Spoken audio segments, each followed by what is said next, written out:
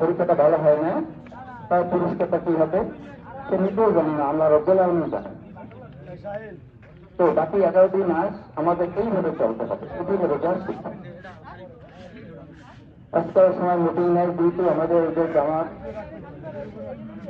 8:15 নিয়ে আসছি, সবাই কাতার ভিড়ি হয়ে প্রতিষ্ঠান এগুলো সামাজিক প্রতিষ্ঠান করতে পারে, এটা কিন্তু ঈদের মাস, যদি তো সেটা হয় না জোর থেকে সেখানে ধরবেন না, কেউ রাগুন যেতেন আল্লাহ রাস্তা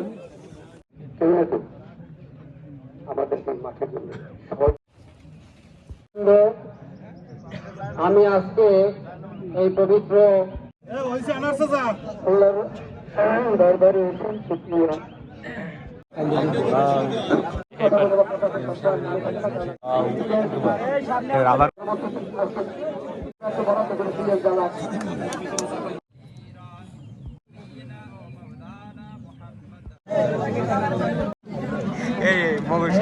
সাংবাদিক